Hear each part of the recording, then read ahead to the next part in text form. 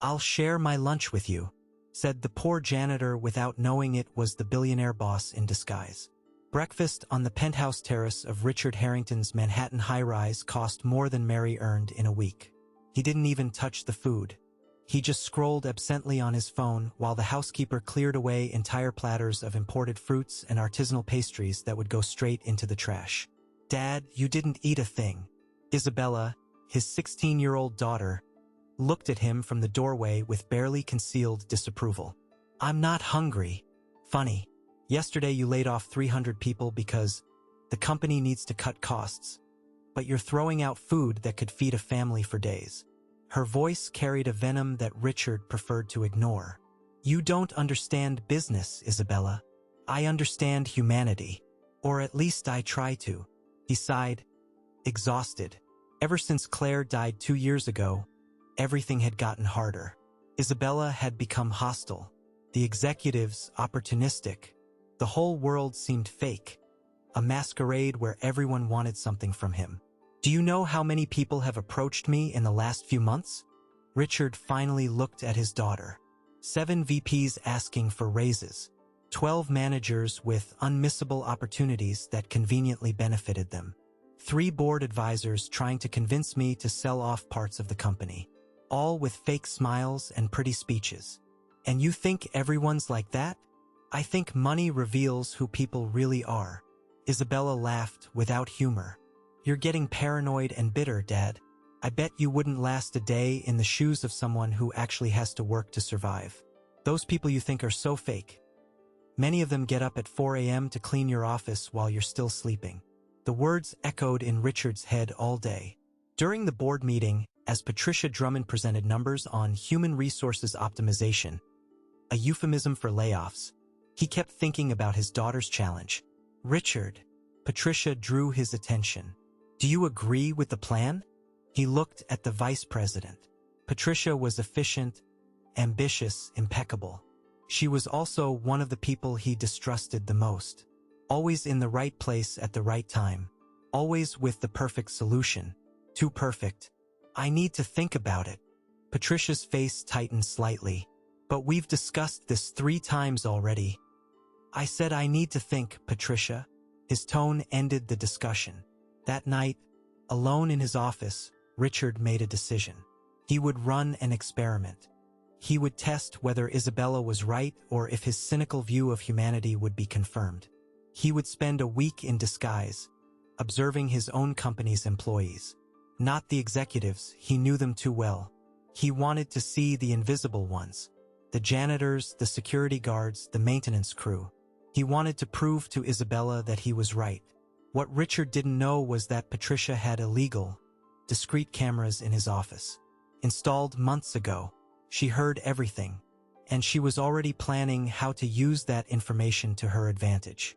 On Monday at 5:40 a.m., Richard Harrington positioned himself at the service entrance of Harrington Industries, wearing clothes he'd bought at a thrift store. 3-day stubble, worn-out baseball cap, scuffed sneakers. No one would recognize him. The first employees started arriving. They hurried past him, some averting their eyes.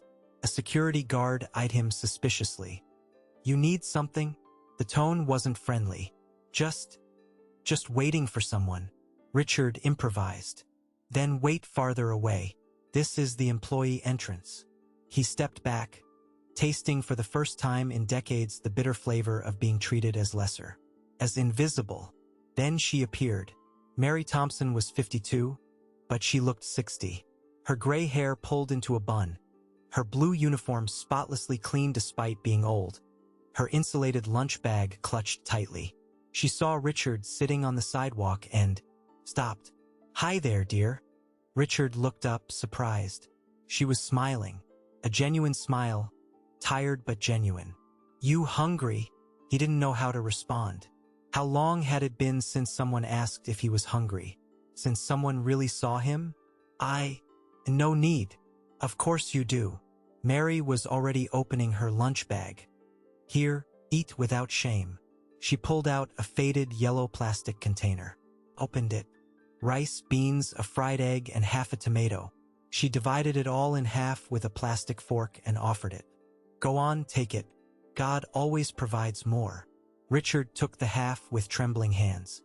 Not from hunger, from something he hadn't felt in a long time and couldn't name. "What's your name?" Mary asked as she ate her half standing up, not sitting. "Richard. That's a nice name. Kingly, you know? I'm Mary. I've worked here 15 years. Cleaning offices." She spoke with pride, not shame. "How long have you been on the street, Mr. Richard?" A few days. Bad days happen to everyone, right? But they pass. Everything passes." She finished eating quickly. "Look, I have to go in, but tomorrow I'll bring more. Okay? You'll stick around." Richard could only nod. Mary gave his shoulder a gentle pat and hurried inside. He sat there, holding the empty container, smelling the simple food that was worth more than all the $1,000 a plate dinners he attended. "And you? Would you share your only lunch with a stranger on the street, even knowing you'd go hungry afterward?" Richard returned the next 3 days.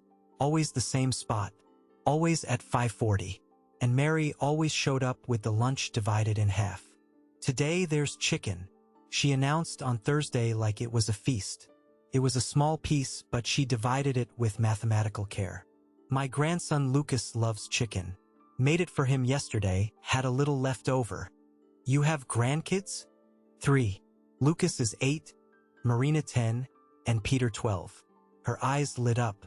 "I've lived with them since she passed. Car accident 2 years ago." "I'm sorry. I am too every day." Mary swallowed hard. "But they need me, you know? I can't fall apart. I get up at 4, take 2 buses, get here by 6, leave at 3, clean 2 more houses until 8. It's tough, but it's honest work." Richard did the math in his head. She worked 16 hours a day, 6 days a week, and still shared food with a homeless man. "The owner here must pay well." He tried to fish for info. Mary laughed. "Pay well? Mr. Richard, we make minimum wage. But I don't complain. Work is work. And the boss, they say he's not even human, you know? Never seen him. Never talked to us. Some folks have worked here 20 years and never seen the boss up close." Each word was a stab. Richard thought he was being efficient, maintaining professional distance. He didn't know he was being invisible, cruel. "But I'm not one to badmouth the boss." Mary packed away the container. "My mom always said, if you talk about others, others will talk about you. I just do my job right, go home, take care of my family. I don't get into anyone's business." That's when security approached. 2 men in suits. "Mary Thompson?" She paled. "Why, yes. You need to come with us. Now." "But I didn't do anything." "Come on, ma'am. Don't make this difficult." Richard stood instinctively, but the guards didn't even glance at him. Mary was led inside, confused and scared. Other employees stopped to watch, whispering. He waited. 2 hours later, Mary came out. She was crying. "Mr. Richard." She could barely speak. "They found money in my locker. $500. They say I stole it." "Did you steal it?" "Never." The desperation in her voice was real. "I don't know where it came from. Someone planted it. I swear, I've never stolen anything in my life." Co-workers passed by, some with pity, others with judgment in their eyes. Richard saw it all. The public humiliation of an innocent woman. "They didn't fire me because there's no proof." Mary wiped her tears with the back of her hand. "But now everyone thinks I'm a thief. Everyone looks at me different." "Who accused you?" "I don't know. They said they got an anonymous tip. That someone saw me taking money that wasn't mine." Richard knew that pattern. Someone was setting her up, and he knew who to investigate. That afternoon, using his real identity, Richard called an emergency meeting with the head of security. "Who ordered the search of employee Mary Thompson's locker?" The man hesitated. "It was an order from Vice President Patricia, sir. She said she received a tip." "From who?" "I don't know. She didn't specify." Richard dismissed the man and sat thinking. Patricia was involved. But why? What did she gain from ruining a janitor's reputation? The answer came 2 days later. Richard continued his disguise. Mary, even humiliated, kept sharing her lunch. But now the container was even scarcer. "You're eating less?" he asked. "Oh, it's just, Lucas isn't doing well. He's got these bruises all over, tired all the time. Took him to the clinic, they said, to get tests." Her voice trembled. "I'm cutting back, in case we need expensive meds." A week later, the diagnosis came: leukemia. Richard found out when he overheard Mary crying in the service bathroom. She was on the phone with someone from the hospital. $80,000? My God. "Doctor, where am I supposed to get $80,000? I don't have it. I don't have anything." Private treatment was the only chance for Lucas to get quick care. At a public clinic or through Medicaid, he'd wait months. Months a child with aggressive leukemia didn't have. Mary started asking for loans. Co-workers did a collection. They raised $3,000. A drop in the bucket. And even so, the next day she showed up with the lunch. "Today it's just rice and egg. Okay? But it fills you up." Richard looked at this woman. She had a grandson dying. She was being accused of theft. She worked 16 hours a day and still shared food with a homeless man. "Mary, you don't have to." "Of course I do. What costs me nothing makes a difference to you." She smiled, tired. "My mom always said, when you think you have nothing, find someone who has less and share. I always have something to share." That night, Richard couldn't sleep. Isabella was right. He was wrong about everything. But before he could do anything, Patricia struck again. The board meeting was called urgently. Subject: sensitive corporate security issue. Patricia presented documents, emails, supposed proof that Mary Thompson was selling confidential company information to competitors. She had access to the offices at night. Patricia explained in a grave voice. She photographed documents, accessed computers. "We have evidence of bank transfers to her account." Richard examined the documents. They looked legitimate, but something didn't add up. When were these transfers made? In the last 6 months.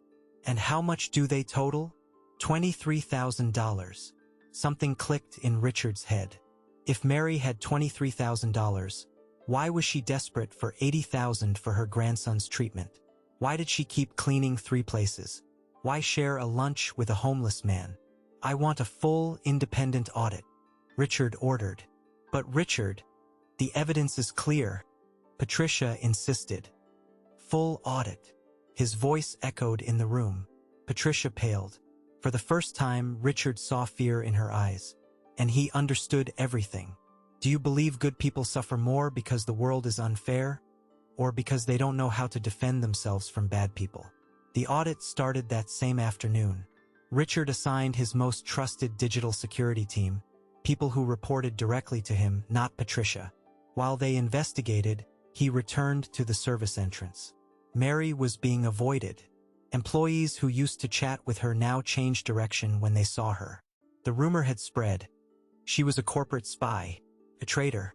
"No one believes me, Mr. Richard." She shared the lunch with trembling hands. Today it was just plain white rice, not even salt. "They say they found proof that I betrayed the company. But I swear on my daughter's memory I never did that." "I believe you." Mary looked at him with tear-filled eyes.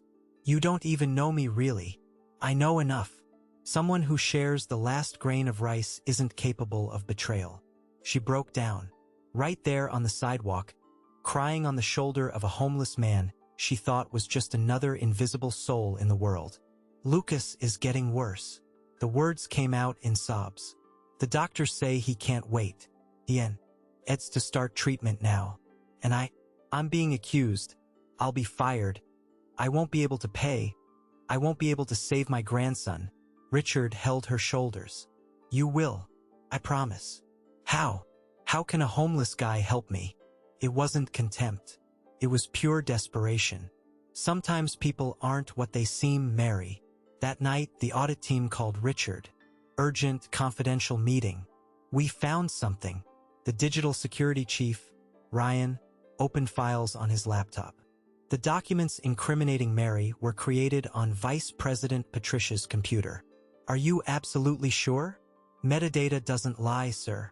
All files were generated on her machine, using her login, at times matching her building access logs. And the bank transfers? Faked. Good Photoshop job, but fake. Mary's bank account never received those amounts. We checked with the bank. Richard felt rage boiling. And the money in her locker? The $500. We reviewed the security cameras. Ryan showed the video. Patricia accessed the employee locker room 3 times in the last few weeks using an admin badge. Always at night, always alone. On the 3rd time, she spent exactly 4 minutes in the locker room. The next day, the money appeared in Mary's locker. That snake! Richard clenched his fists. There's more, sir. Ryan hesitated. Patricia hacked the building's camera system. She knew about your experiment. We saw in her computer history. She accessed the service entrance cameras every day last week. She saw you talking to Mary. It all made sense now. Patricia had discovered his plan and decided to use Mary as a tool to manipulate him. If she could make Richard believe even the humblest janitor was corrupt, he'd become even more cynical, more ruthless, easier to control. Or worse, Patricia could use the revelation of Richard testing employees against him, presenting it to the board as mental instability, paranoia, unfit for leadership. Keep investigating, Richard ordered. I want everything. Every move she's made in the last 6 months. We're on it. And sir, we found communications from her with 3 board members. They're planning something. Richard's stomach dropped. It wasn't just about Mary. It was a coup. Patricia was orchestrating his ouster. Lucas was rushed to the hospital 2 days later. The leukemia was advancing fast. Mary spent the night there, missing work for the first time in 15 years. When she arrived the next day, pale and exhausted, there was a letter on her locker. 3-day unpaid suspension. Reason: conduct investigation. She broke down right there in the locker room. The colleagues who still believed her tried to console her, but Mary knew. 3 days without pay meant her grandkids wouldn't have enough food. It meant she couldn't pay the loan shark already demanding interest on the desperate loan she'd taken. Richard, still in disguise, saw her stagger out of the building. She didn't even see him. She walked right past, blinded by tears. He wanted to reveal everything right then. To shout that he was the company owner, that Patricia was setting her up, that it would all be fixed. But he couldn't. Not yet. If he showed his hand now, Patricia would destroy the evidence. She was smart, calculating. He needed more time. But Mary had no more time. Lucas had no more time. That night, Richard went to the hospital. Not in disguise, as himself. He found Mary sitting in the waiting room, head in her hands. When she saw him, $3000 suit, upright posture, security behind him. She froze in terror. Mr. Harrington, I swear I didn't steal anything. I swear. I know. He sat beside her, ignoring the curious stares from others. Mary, I know everything, and I'm here to help. How do you know my name? Richard pulled the worn-out baseball cap from the backpack he carried. The same one from his disguise. Mary's eyes widened. Mr. Richard, from the street? And from the company, he confirmed. It was me you fed all those days. She was speechless. Shame, confusion, fear, all flashing across her face. You were testing me? It was a prank. It was. But I was the one tested. Richard took a deep breath. And I failed on every level. But I'm here to fix it. Sir, I didn't steal.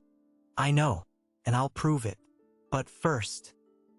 He pulled an envelope from his suit's inner pocket. This covers Lucas's full treatment. Private at the best hospital. Starting tomorrow.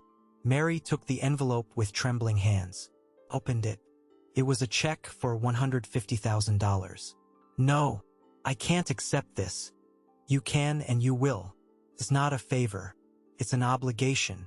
An obligation from a boss who was blind, deaf, and mute to the suffering of the people who built his empire every day. But the accusations, they'll be cleared, publicly, with a formal apology from the company. And whoever did this to you will pay. Richard's voice carried a dangerous promise. Mary clutched the check to her chest and cried. She cried out everything she'd held in. The fear, the desperation, the humiliation, the exhaustion. "Why did you help me?" Richard asked softly. "You barely had food for yourself. Why share with me?" Mary looked at him with red but sincere eyes. "Because before I'm a janitor and you're the boss, we're people. And people take care of people. My mom taught me that." In that moment, Richard understood what he'd lost when Claire died. It wasn't just his wife. It was his humanity, the real connection to real people. "Thank you, Mary, for reminding me what really matters. How much is a person's dignity worth? Can it be bought? Can it be destroyed? Or is there something in good people that even the worst malice can't erase?" The extraordinary board meeting was called for Monday at 9 a.m. All 16 board members present. Patricia arrived confident, in an expensive red pantsuit, Italian leather briefcase, controlled smile. She'd spent the weekend scheming. 3 board members were already on her side. Mauricio, Helena, and Fernando. Together, they controlled 38% of the shares. If she got 2 more votes, she'd have a majority to oust Richard as CEO. Her plan was simple. Present evidence of his mental instability, the beggar disguise experiment, the obsession with an accused janitor spy, recent erratic decisions. Then offer her leadership as a stable prophet. Able alternative. "Good morning, everyone," Patricia began, standing. "I called this meeting because we have a critical situation affecting the future of Harrington Industries." Richard sat at the head of the table, neutral expression. Isabella was behind him. Patricia noted the girl's presence oddly, but didn't question it. "In recent weeks, our CEO has shown concerning behavior. He disguised himself as a homeless man," murmurs around the board, "to spy on employees. He's developed a fixation on a janitor accused of corporate espionage. He's blocked important strategic decisions. Gentlemen, we need to discuss if Richard is still fit to lead this company." The silence was heavy. Some board members looked to Richard for a reaction. He remained still. "I have documents." Patricia distributed folders. Security reports, transcripts of questionable decisions, an external psychological analysis. "Psychological analysis?" Richard finally spoke. "From whom?" "From a qualified professional who evaluated your recent behavior." "Did this professional evaluate me personally?" "It wasn't necessary. The behavioral patterns are clear." "Then it's not a psychological analysis. It's speculation." Richard stood. "But since we're discussing competence and ethics, let's talk about yours, Patricia." Her face paled slightly, but she kept her composure. "What are you talking about?" "Ryan, please come in." The digital security chief entered with a laptop. Connected it to the projector. The large screen lit up. "Board members, in the last 72 hours, our independent audit team investigated the corporate espionage accusations. And we found some interesting things.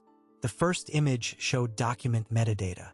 All the files that proved employee Mary Thompson was a spy were created on Vice President Patricia's personal computer.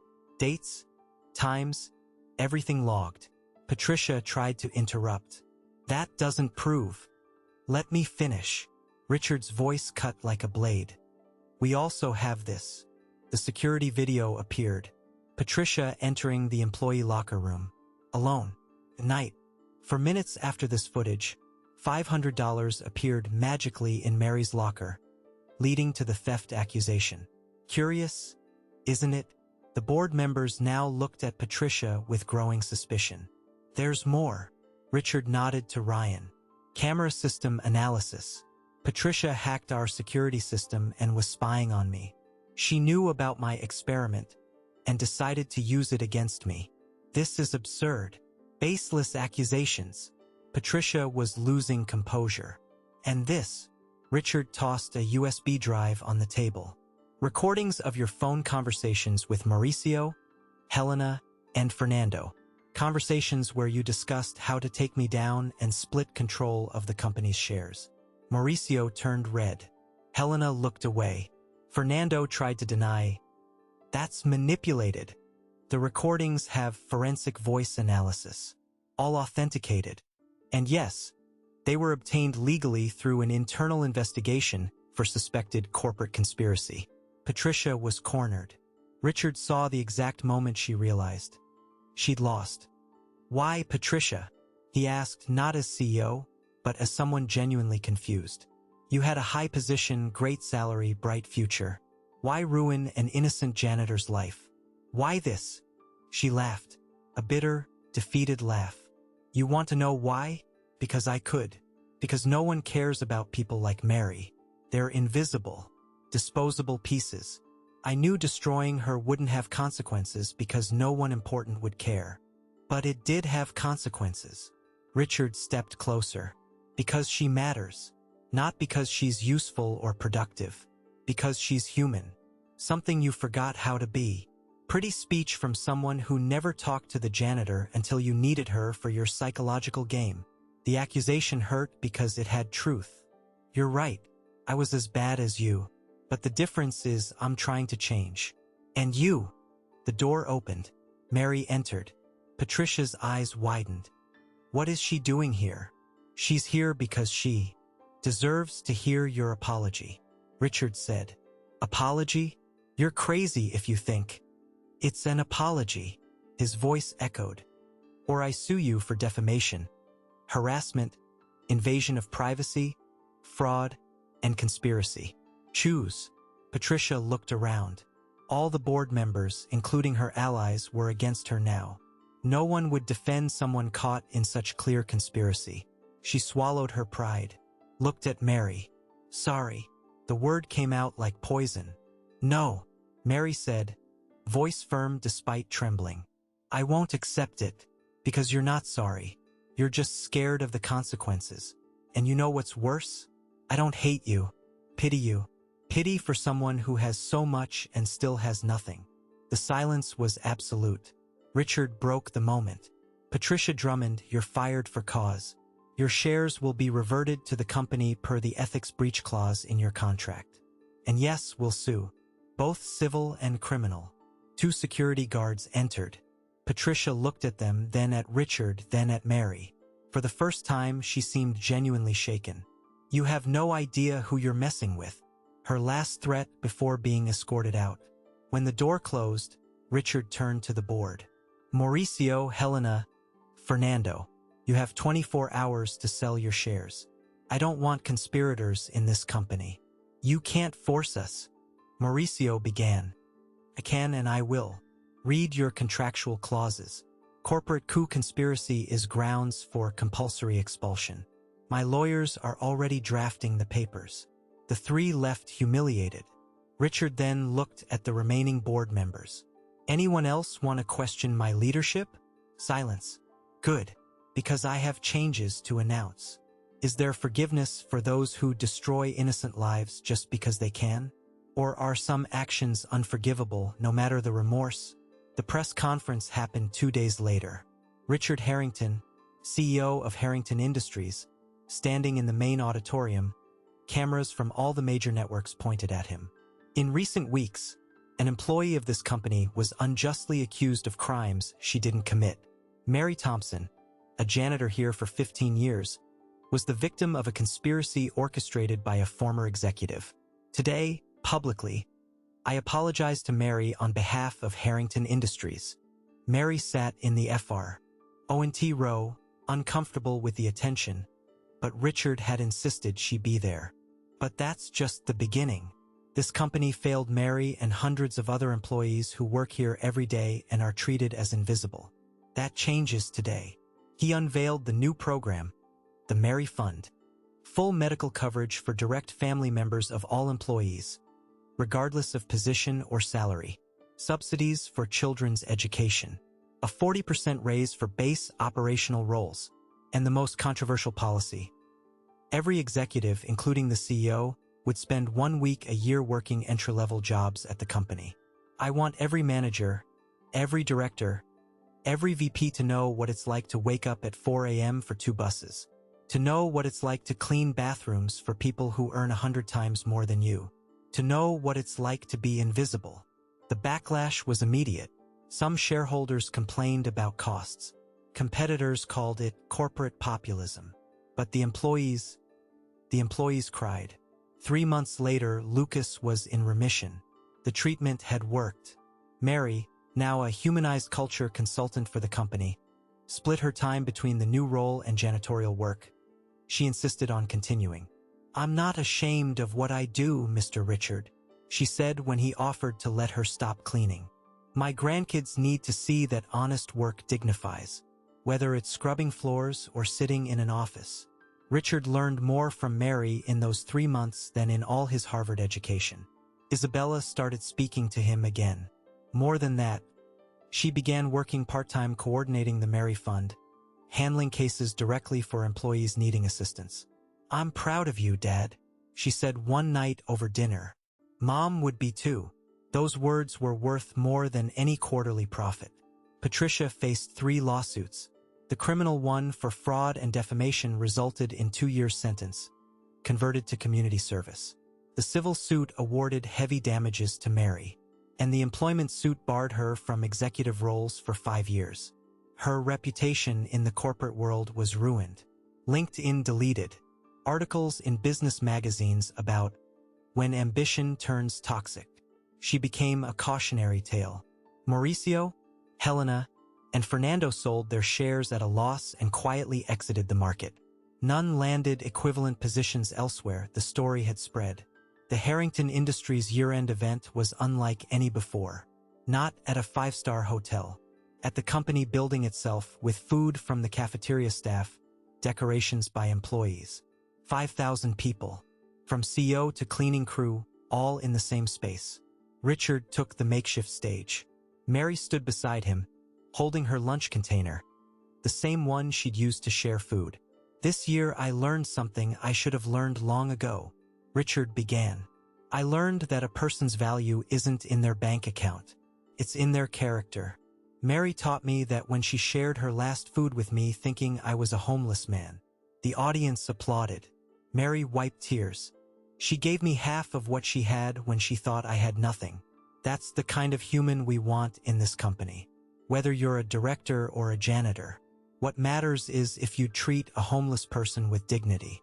If you'd share your lunch even if it meant going hungry. If you'd see humanity where others see invisibility." Richard took the container from Mary's hands and held it up. "This lunchbox changed my life. It showed me I was a rich man who was poor at the same time. Rich in money, poor in humanity. Mary gave me back what I'd lost. The ability to see people, not positions." He turned to her.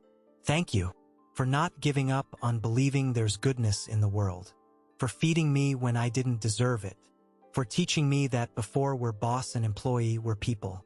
And people take care of people." Mary, uncomfortable but genuine, took the microphone Richard offered. "I just did what my mom taught me," she said with a trembling voice.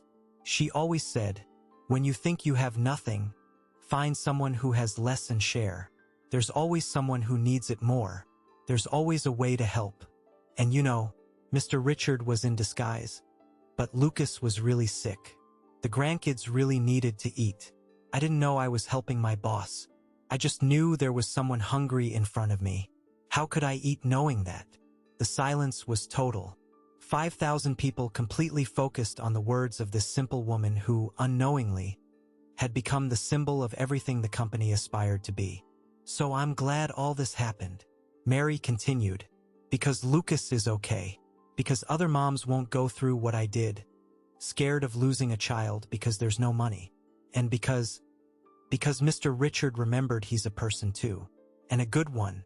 He was just lost." Richard hugged Mary. The audience rose in applause. Lucas, now with hair starting to grow back, sat in the front row beside Isabella and Mary's other grandkids. He held a sign that said, "My grandma is the best." 6 months later, Forbes ran a cover story. Richard Harrington's humanized revolution. Company profits were up 23%. Not despite the changes, but because of them. Motivated employees produced more. Turnover dropped 67%. Labor lawsuits hit zero. Other companies started copying the model. The Mary Fund became a business school case study.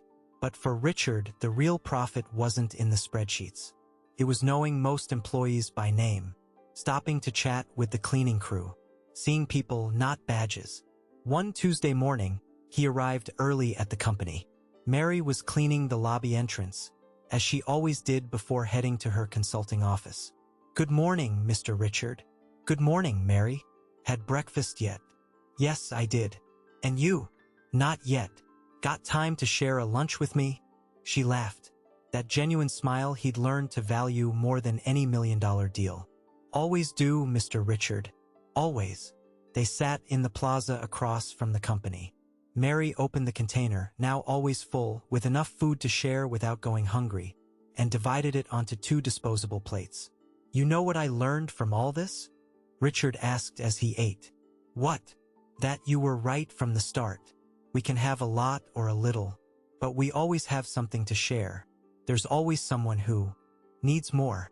And in the end, we only take what we give." Mary placed her hand over his. "You learned it well. Your mom would be proud." "Hers certainly is." They finished eating in comfortable silence. 2 people from completely different worlds, united by the simplest and hardest lesson of all: humanity. When Richard went back into the company, he paused and looked back. Mary was carefully packing away the container, smiling to herself. A janitor who had saved a billionaire's soul simply by being who she always was.